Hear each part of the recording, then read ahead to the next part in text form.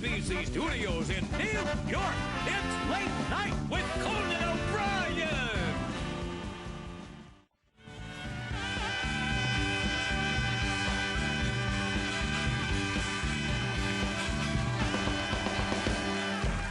All right, everybody, we're back.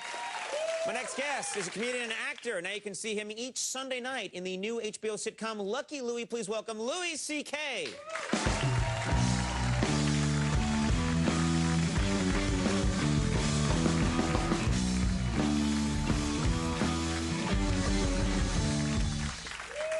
Caught the premiere of your show the other night. Very funny. Thank you. Yeah, you got to be psyched. I am. I'm very excited. And a lot's going on. You got a new baby. I do have a new baby. This is this is like a police interrogation. Yeah. Were you? That's very. So this it's is nice to have a baby around. I don't know what I'm doing though. Yeah. You know, they don't teach you how to have kids. No. They teach you how to birth them. Like did you go to birthing classes? Went to birthing class. Yeah. I just think it's weird that there's birthing classes because that's not. You can't do that wrong. Yeah. It's coming out. It's not like if you don't take the class. Oh, it came out my eye. I should have taken a class, you know. But then once there's a kid that you could ruin, they just kick you out of the hospital. Good luck, idiot. You know. That's the shocking part to anyone who hasn't had a child. The baby shows up, and there's this whole 9-month build-up to it, and then the minute you have the baby, they say, "Get out of here." Nobody cares. Yeah. Nobody cares. Yeah. And what's worse is my wife will, like, send me out with the baby. Like, go out. I'm like, you're never going to see either of us again. That's crazy. Because I'm an idiot. I'm the most useless, and I forget stuff. Like, one time I had her in the stroller, and I take her to the car. We're in a parking lot, and it's hot, so I go get the AC going. I come back, and I realize this tailpipe is right in her face, and she's like, I'm like, oh, my God! I almost destroyed the child. How could I tell my wife that that's how I killed our kid? Like, I don't know, sorry, you know, like I'd have to throw her into traffic, my baby, or something like that. I couldn't go home and face that. Yeah, that's the right thing to do. Yeah. I think so. That would be the right call. Do you have a lot of friends who are married with kids? Do you have people that you can talk to? That's so. I have a lot of people that I associate that have kids who I hate, but I don't have friends that don't have kids anymore because I don't relate to them. You know, they have a lot of time on their hands. Those people. Right. And I get IMs, little text messages from a friend of mine who has no kids, and like he wrote me. He said, "I'm on a plane and we haven't taken off yet." That's the IM. That's it. Right. Right. So I wrote back, "I hope your plane crashes."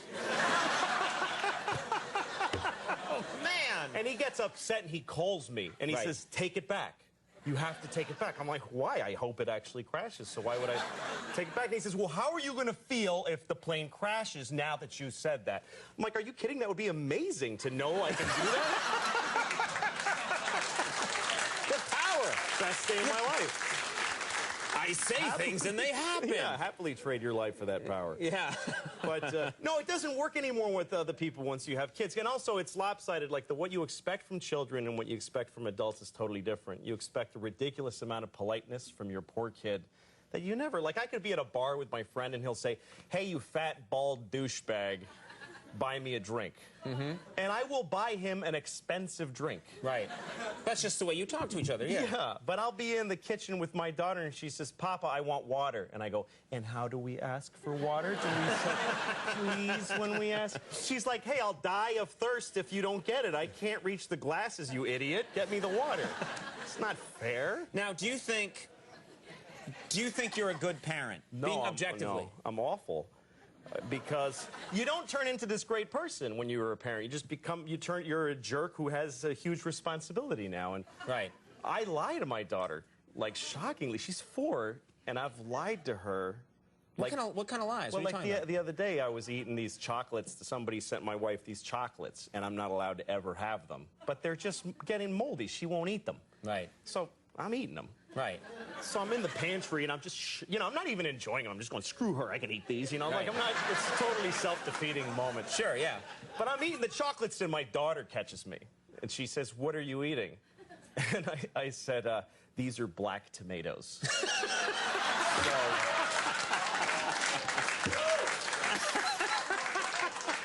So now she thinks there's a thing called black tomatoes. Right. That's who I'm raising. I lie to her constantly. Like, every time we're walking down the street and she's telling me a story, Right. I'm lying that I'm listening to any of it. First of all, her stories suck. They're not interesting. There's not a linear progression. No, there's, you know. But also, I would listen if she had any notion of, like, traveling of sound. Like, we're walking on 8th Avenue, and she's talking like this, and I would have to put my ear on her face to hear her in the middle of traffic. So I just go, wow, yeah, wow. And I just keep saying that, and she keeps her going. Right. She's satisfied, Because she has no problem. See, I can't do that with my wife. Because if I'm talking to my wife, she says something and I go, wow. She's like, that doesn't match what I said. You're not listening! But, you know. Wow. I was actually listening. What, I do that during celebrity interviews sometimes. Sure. Wow. Sure. What kind of parents did you have? Because they always say that can have, that can be important. My parents worked very hard. They both worked, and they didn't pay much attention to what they were doing, I don't think, because, like, they sent me to camp when I was in 3rd grade. And this is a true story. They sent me to camp. They didn't think much about the camp. They just picked one out of the phone book. This is true. They looked up a camp quickly in the phone book, didn't look into it, and just sent you there. That's an absolute true story. Camp for retarded kids. True story. I'm not lying. Seriously? I'm not lying. Oh my God. I went to camp for retarded kids because my parents were very unthorough in the research. They didn't, vet the situation And properly. I'll never forget the moment I arrived there and I look around and I go, oh my God, I'm retarded.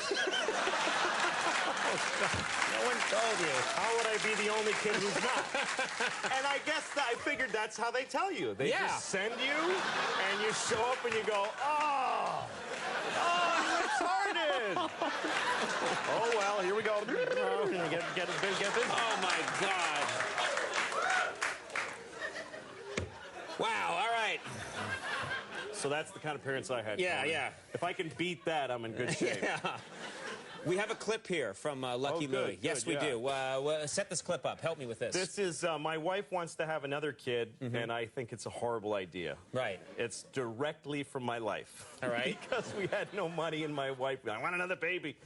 And I said no, and then she had sex with me after a 7-year drought, and so there we have now a daughter. So, but this is fiction. Okay. And this is my wife and I arguing about whether or not we should have another child. Let's take a look at this clip from Lucky Louie. Kim, we can't afford another baby. But we always said we'd have 2 kids. We agreed when we had Lucy that we wouldn't make her be alone. Yeah, but not now. Do you know how much we have in checking right now? Negative $50. We have to raise $50 to be broke.